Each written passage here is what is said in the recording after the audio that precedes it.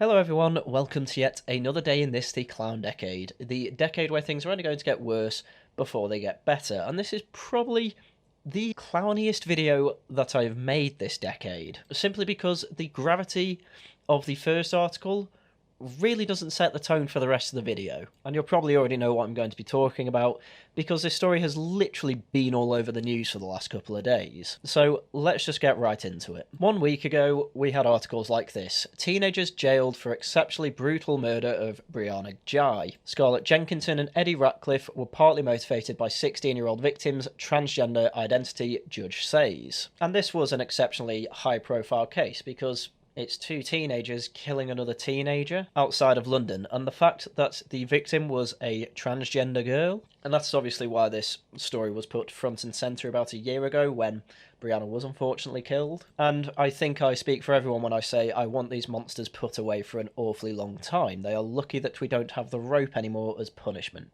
So, Scarlett Jenkinson, who was described by the judge as the driving force behind the murder, was sentenced to a minimum of 22 years for what the Crown Prosecution Service said was one of the most disturbing cases their lawyers had ever dealt with. And this is absolutely true. This was an absolutely horrible case. They stabbed poor Brianna something like 27 times or something like that. Eddie Ratcliffe, a quiet and studious former champion kickboxer, was given 20 years for killing Brianna, an out and proud transgender girl who hoped to become a beauty therapist. The pair, both 16, were named for the first time before the sentencing after the judge lifted reporting restrictions. Sentencing, Mrs. Justice Yip said, "You both took part in a brutal and planned murder, which was sadistic in nature, and where a secondary motive was hostility towards Brianna because of her transgender identity." And there was plenty of evidence of both these kids sending texts to each other, saying things effectively, calling Brianna a freak and saying other things that I have no doubt the Equality Act would consider transphobic. She said Jenkinson was motivated by a deep desire to kill and pronounced her concern on hearing that the teenager had expressed the desire to kill again after her conviction. She'd written a new kill list since her detention, which included the names of some of her carers, the court heard. So yes, two deeply disturbed people, but Scarlett Jenkinson here is clearly the more depraved one here. I don't think anyone is going to argue against that. The only thing I will say on this case is obviously just get rid of the Equality Act. She deserves 22 years just for killing someone. There's no need to put extra onto it because it happened to be a transgender person that Scarlett killed. Murder is murder. It doesn't matter what motivation is behind it. If you have motivation to murder, you deserve to go to jail for the exact same amount of time as whether the motivation to kill was based on hating trans people or hating fascists. So that's about as detailed as I'm going to go into with that particular case. I did a video a year ago about the murder of Brianna Ghey, where I made the case that these two people are clearly just mental. And it turns out, after all the evidence has come out and gone through court, that is true. The transphobia was a secondary motivation, which I don't even have a problem with saying is true, because there is certainly evidence for that. I just don't see how it's relevant in court. Did they want to kill her? Yes. The reasons behind that? Who cares? The law certainly shouldn't care. But anyway, on to more pressing topics, because that was a week ago. That was in the news for about 2 days. We got to move on to news that's been in the papers for up to 3 days and had pretty much every news network talking constantly about it. So let me just put to you some clips from this Wednesday's PMQs. Please do take it away, Keir Starmer. Mr. Speaker, this week the unwavering bravery of Brianna Ghey's mother, Esther, has touched us all. As a father, I can't even imagine the pain that she's going through, and I'm glad that she's with us in the gallery here today. So this is the first bit I'm going to touch upon. Yes, Esther Ghey, talking about the unfortunate loss of her child, does take bravery not to break down when you talk about. And as Keir Starmer tweeted, or X'd I guess, "Today I met Esther Ghey, whose daughter Brianna was murdered last year. I am utterly in awe of her strength and bravery in the face of such unimaginable grief, as she campaigns to make sure no parent has to go through what she did. Labour will work with campaigners and parents like Esther to ensure our children and young people have the mental health support they need.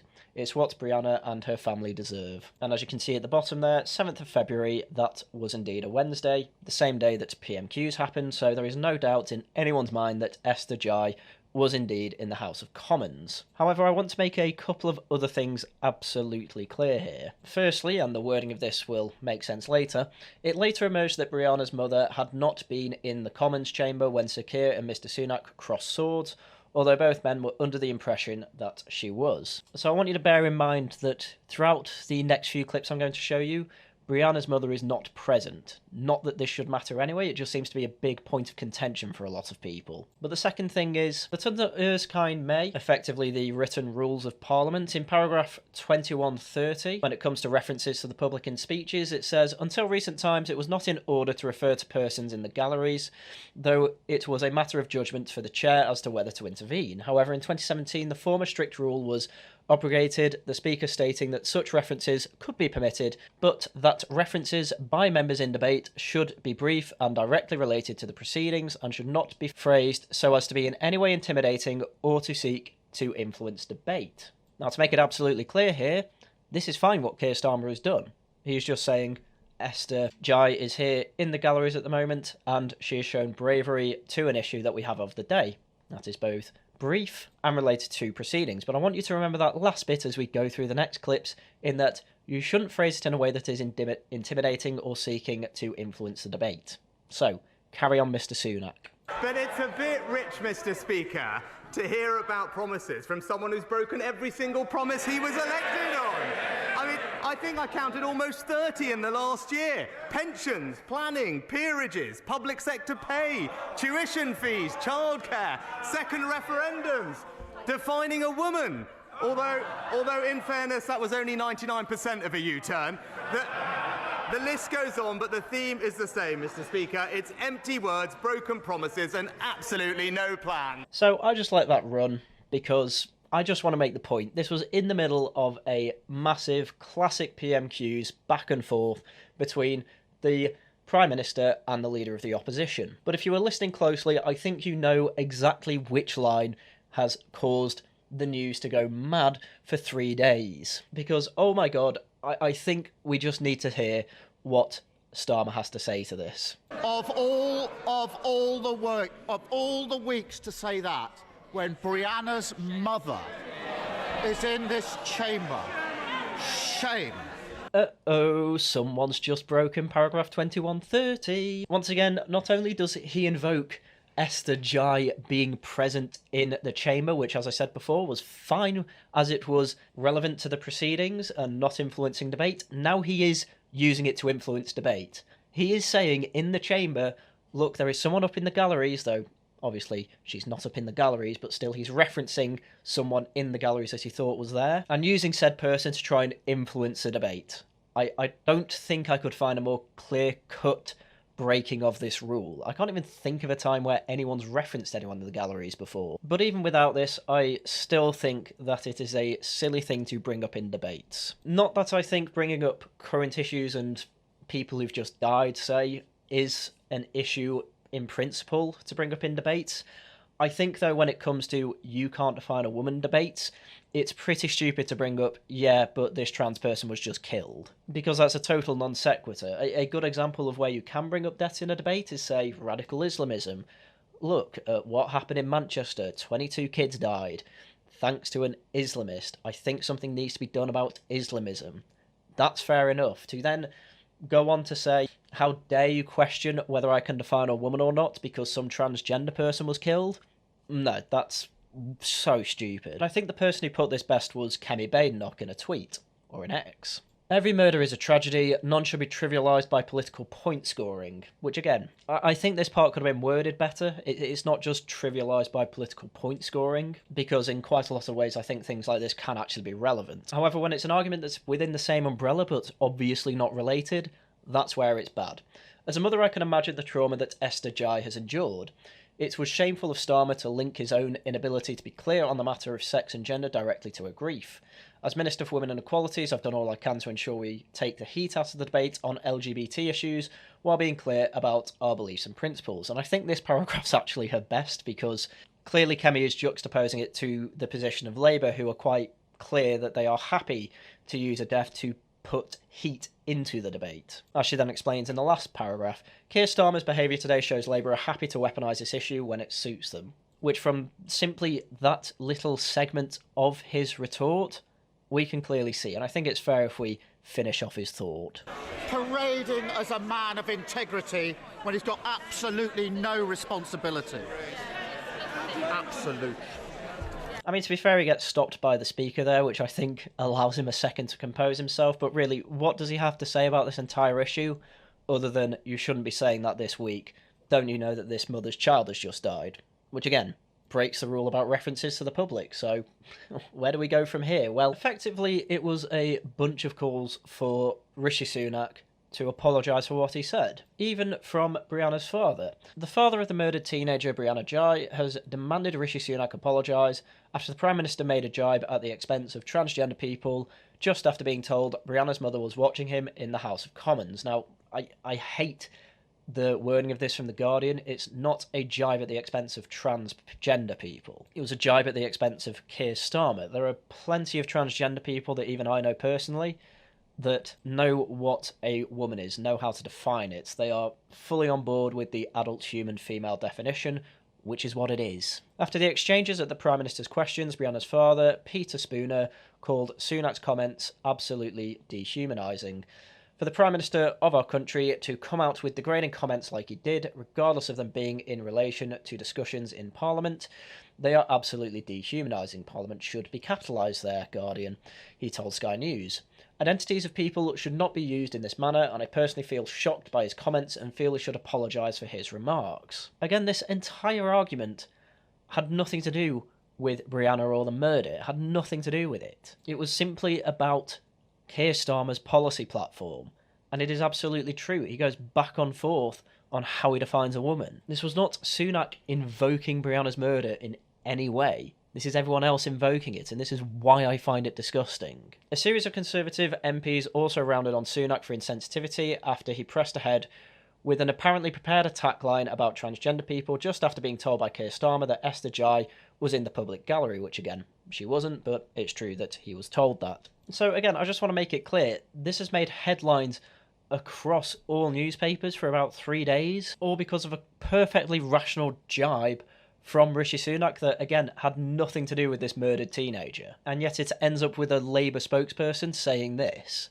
We don't think that the country wants or deserves a Prime Minister that is happy to use minorities as a punchbag. Again, he's not doing that. There are plenty of these minority that are perfectly happy with what Sunak said. The comments are really deeply offensive to trans people, and he should reflect on his response there and apologise. Well, I genuinely hope he doesn't, because he didn't say anything wrong. He didn't do anything wrong. I'm fed up with seeing this. And I would honestly say that Brianna's mother has the most self-respect when it comes to what happened in the Commons that day. Writing on her Facebook page, Peace and Mind UK, Ms. Ghey wrote, I do not wish to comment on reports of wording or comments recently made. My focus is on creating a positive change and a lasting legacy for Brianna.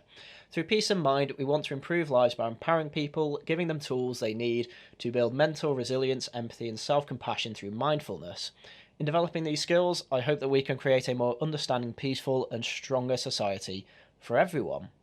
Incredible. Like, absolutely fine. No, I demand he apologise. All Esther has said is, I really don't care about any of that. I don't want this to get political.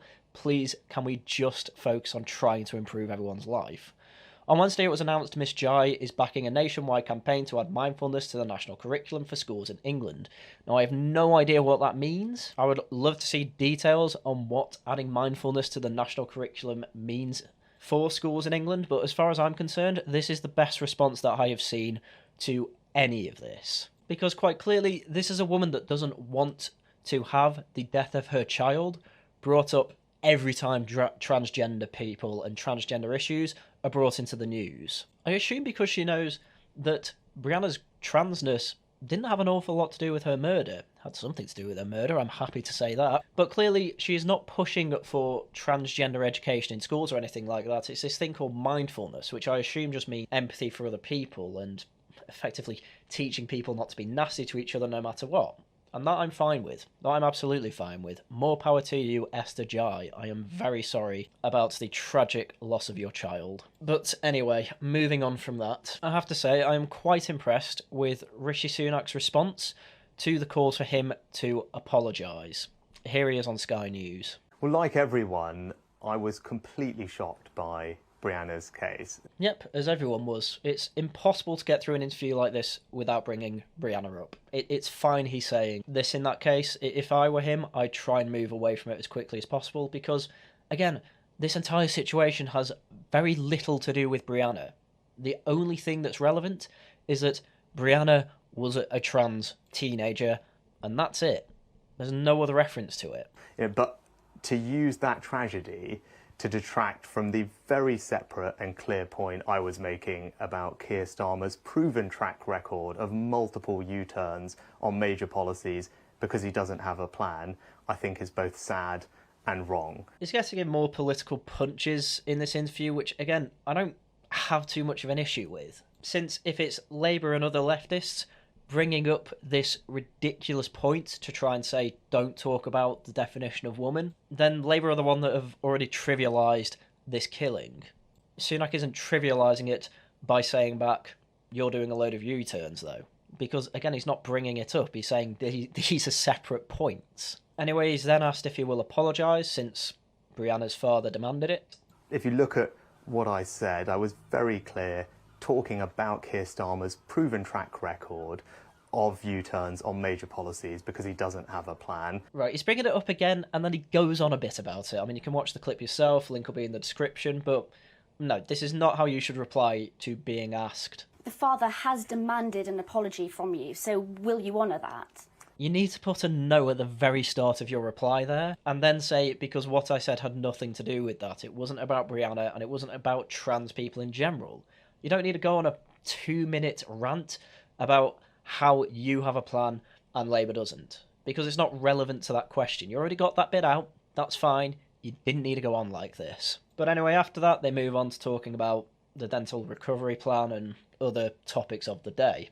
Which, to me, is much more important issues than will you apologise because you offended some leftists. But anyway, I've made the point that there were calls from Brianna's father, leftist activists, Labour, and some Tory MPs for Sunak to apologise. But I think I'll just finish off by touching upon the worst commentary I think I saw on this. I can't get the clip because ITV, I think for pretty obvious reasons when you see it, haven't published the clip. But luckily, Charlie Craggs, who is a transgender activist, decided to post what was said on Instagram. So, here's Charlie Craggs. Question, do you think Rishi Sunak should apologise? Answer, I think he should kill himself. Now, I want to make it clear, YouTube, I am quoting a transgender activist here.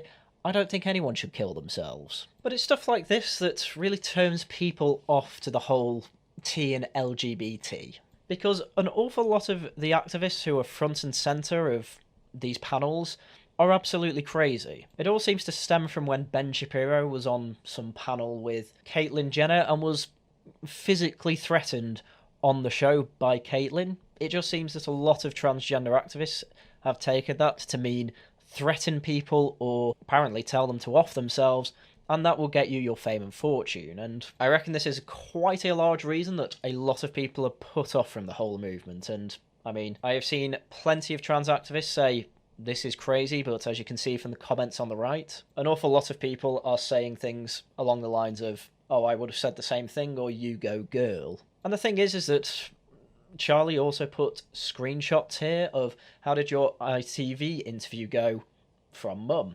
Said Rishi Sunak should kill himself, reporter almost fell out of his seat and knocked the lamp over. How's he smiling, talking about a murdered teenager, pure evil. If I'm ever in the same room as him, you'll be visiting me in prison, a men's one no doubt. Now, I don't see why this could be seen as anything other than a very real threat. I mean, I'm just saying, if the police have investigated people for their dogs reacting to Sieg Heil and worse phrases that will probably mean that I'm breaking the Communications Act, I don't see how this doesn't warrant at least an investigation. Not that I want things like this, but I am saying that if leftists have written the rulebook and are okay with it like this, I don't see why we shouldn't apply it to them. Because while I'm fully aware that Charlie here is probably just venting and obviously would not kill Rishi Sunak if they happen to be in the same room together, I'm getting fed up of the law only ever being pushed in one direction. This was a public post made on Instagram. There is no reason the police should not be involved, given the other things they get involved with when it comes to internet posts. I also wouldn't be shocked if Charlie is the type of person who has said that we need some sort of online safety bill to stop death threats being sent to each other online. But, well, if leftists didn't have double standards, they'd have no standards at all. Anyway, there are numerous other things that I wanted to talk about, but I suppose I will save it for the stream tomorrow. All I can say in this entire thing is I'm impressed with Rishi Sunak and other Tory MPs who came to his defence. Once again, I mean, I'd say I'm not impressed with Labour and leftists, but their expectations are so low that actually they've probably surpassed my expectations for them. But anyway, that's everything I had for you today. So, once again, thank you very much for watching, and until next time, goodbye.